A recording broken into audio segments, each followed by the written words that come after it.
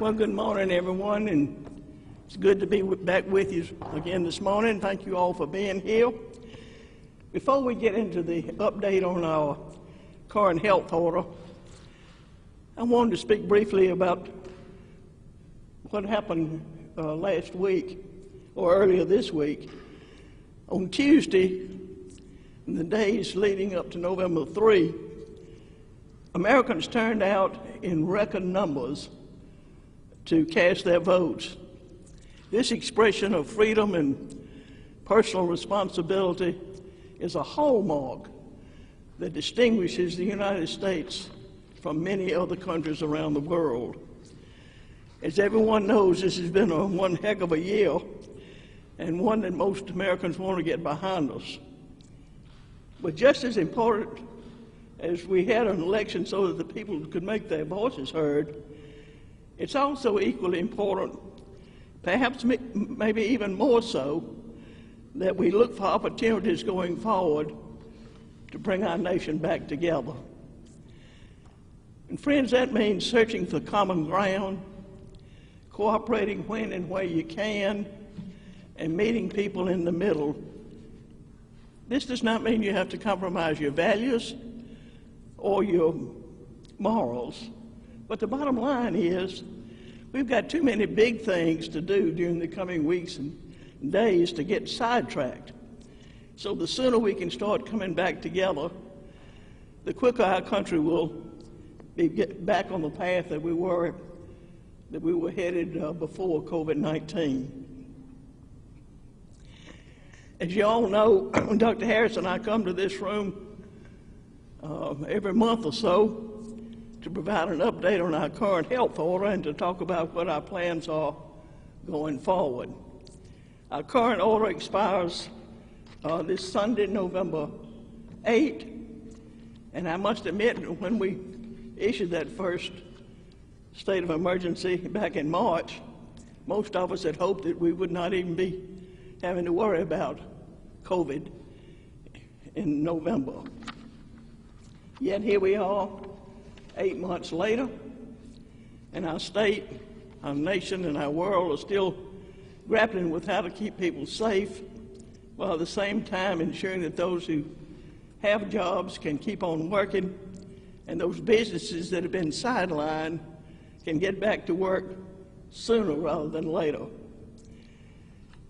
We certainly know that this disease has disrupted our lives and our livelihoods in significant ways. More than 3,000 Alabamians have died from this deadly virus. While obviously some folks are more susceptible to COVID-19 than others are due to age and pre-existing conditions, no one is immune, as we are all capable of contracting this virus. So even as we continue to emphasize good, sound health practices, such as wearing a mask or social distancing, we must at the same time be able to find a proper balance on living our lives to the greatest extent we can.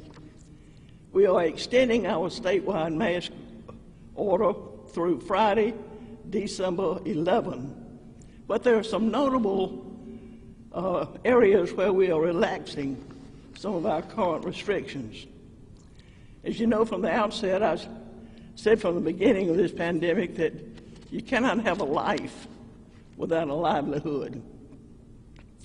And so in order to alleviate the burdens placed on our retailers, small businesses, and restaurant owners, we'll be rolling back restrictions placed on the occupancy rate.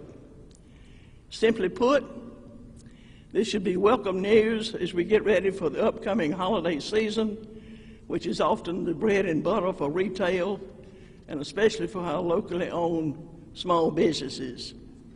Moving forward, these businesses can resume their, quote, normal operations in terms of the number of patrons that are allowed inside their establishment as long as they are wearing a mask and complying with other sanitation guidelines. Also, our close contact service providers like hair salons, nail salons, and spas will be permitted to increase capacity by maintaining sanitation and social distance guidelines. Specifically for restaurants, if they install plexiglass partitions or some other divider, then they will be able to increase the number of patrons that they are serving daily. The key to all this is if you mask up and social distance, you can increase occupancy. Increase occupancy in your businesses.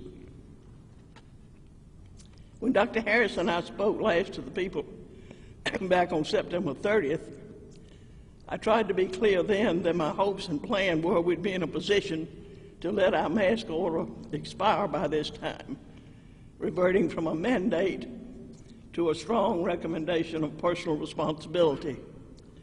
I know you can't go on forever with a government mandate, especially if you don't have buy-in from the public we all serve. However, I'm willing to keep the mask order in place while acknowledging that sooner rather than later, it's going to be up to each of us to do the right thing, regardless of whether the government is mandating it or not. And folks, we're now entering the cold and flu season, and you add the COVID-19 to that mix, it could present a deadly combination that only adds to challenges of an already challenging year. As Dr. Harris makes his way up to the microphone, I'd like to once again thank the people of Alabama. We are listening to you, and we're trying to best understand your concerns and make the best decisions humanly possible.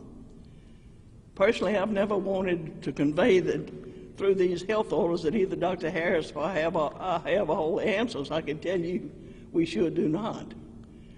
But I know I speak for Dr. Harris when I say we are truly grateful to the people of Alabama for their support and their understanding. Dr. Harris.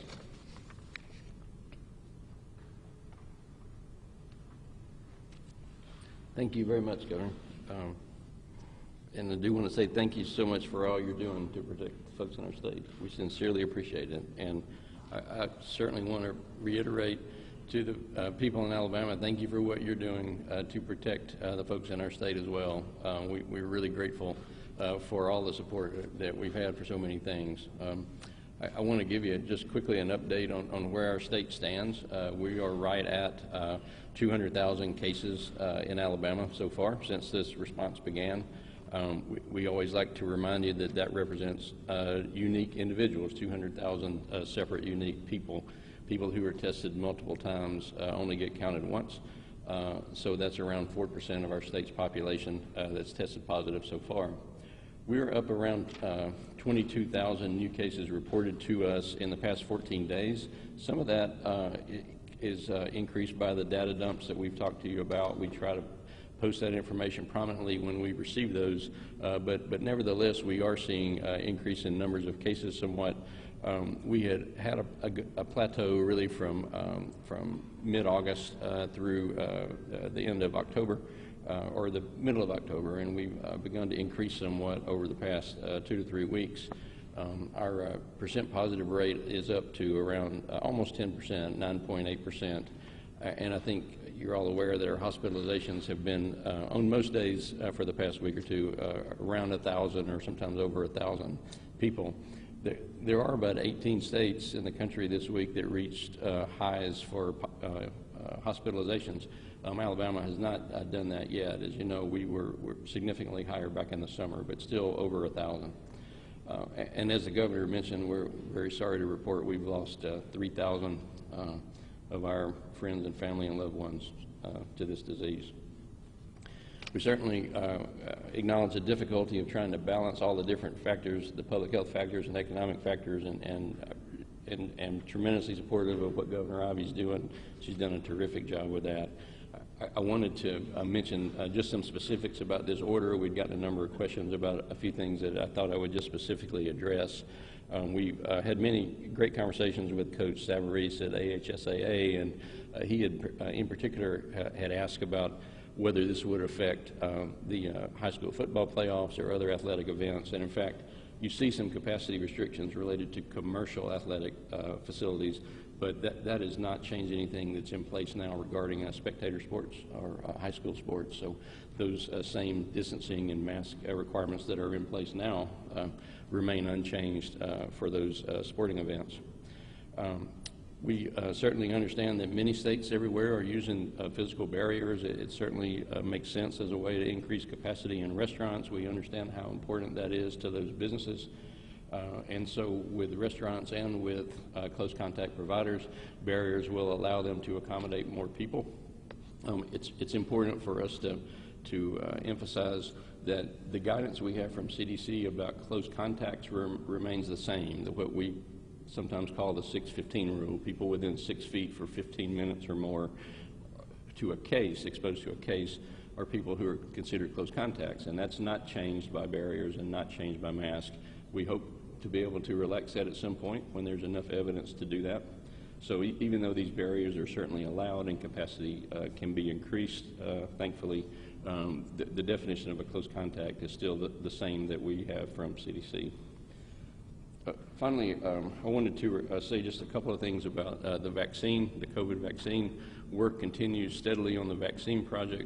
We had a terrific call yesterday with General Gustav Perna of Operation Warp Speed. He called Alabama individually himself just to talk about vaccine issues as he has been reaching out to all other states. He didn't give us a lot of new information, but really confirmed what we have been hearing all along. He believes that there's likely to be 1 or 2 vaccine products made available by the end of this year.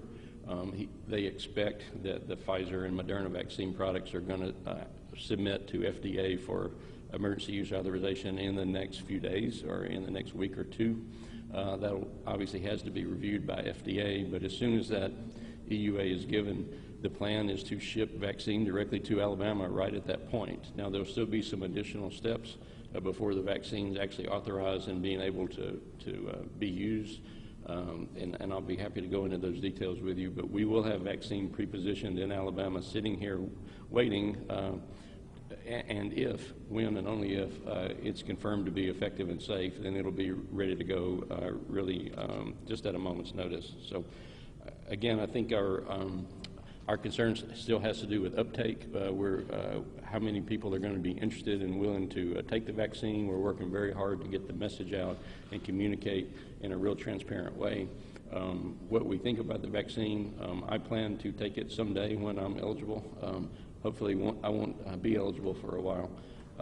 But I certainly think that when we finally get a product available, it will be safe and it will be effective, and we hope to help Alabamians understand that as well. So that's all the remarks I have. Governor, I'd be happy to answer questions. Thank you. Thank you, Dr. Harris.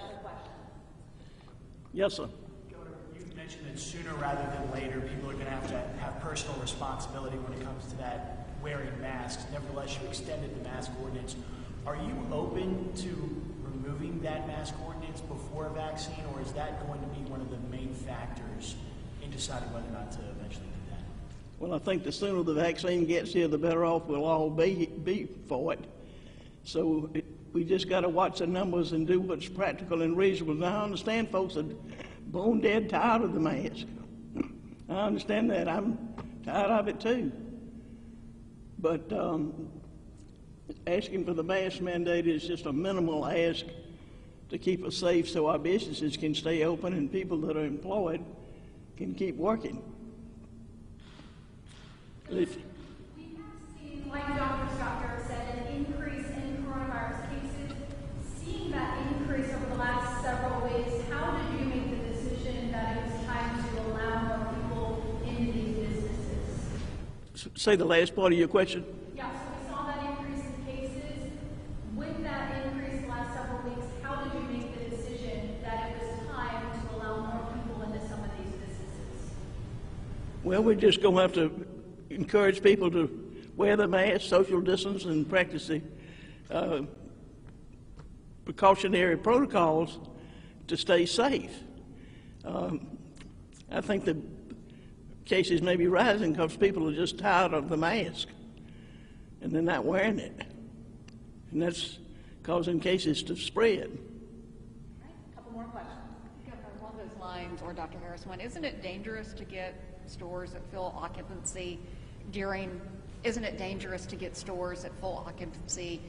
as we hit flu season as well, with cases rising in the state, isn't it going to be dangerous to fill up these stores and restaurants? Help me understand your question, or drop your mask a little bit. COVID cases are on the rise. We're also hitting flu season. Isn't it dangerous to lift these occupancy restrictions right now?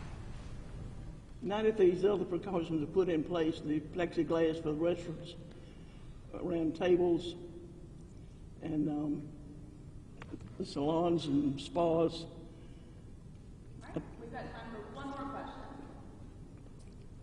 Maybe for Dr. Harris here, but will those barriers provide the same protection as a 6-foot distancing and that reduced capacity in these facilities? Thank you for that question. I'll answer that. If I could just clarify one thing. The capacity restriction on retails have been lifted, but not the wearing a mask or social distancing. And in fact, a 50% capacity restriction probably won't change that much if people have to remain 6 feet apart, and particularly now that they have to wear a mask. So that's just an answer to the previous question. With regards to plexiglass barriers, I would say that it's become an extremely common practice. We feel like that it makes sense that would reduce some transmission. I don't think anyone would claim it completely reduces transmission, for sure. As I said, our definition of a close contact doesn't change just because there's a barrier in place. But in terms of preventing droplet spread, I think it's similar to a mask. I think there's a consensus that it makes sense that it prevents droplet spread, even though it's hard to do the study and prove it like that. Kim's got the final question. Dr. Harris, we have Thanksgiving coming up. A lot of families are tired of not gathering. Can you give people some good guidelines as we go into that holiday? Yeah, thank you for asking that. I actually meant to mention that. We do have holiday season coming up. Thanksgiving is later this month, and then the real holiday season, extends for a few weeks into Christmas and New Year's. This is the time for people to really be careful about who they gather with. We all want to get together to see our family at holiday time, and yet this is a special year. This is a year unlike any we've ever had, and so we would encourage people to look for opportunities to do that in a much more safe way. Many things maybe could be done virtually, which is not nearly as much fun, but certainly safer. If you are in a house with people from other households getting together, try to distance to the extent you can. If the weather permits, try to do things outdoors if you can. Be mindful, of hygiene and sanitation, and really one of the most important ones that we keep trying to emphasize: if you don't feel well, please stay home. Even though we all want to go have Thanksgiving, if you have any concern about your health, that's not the time to get around your friends and family. All right, thank you guys. That's all the time we have. Thank y'all.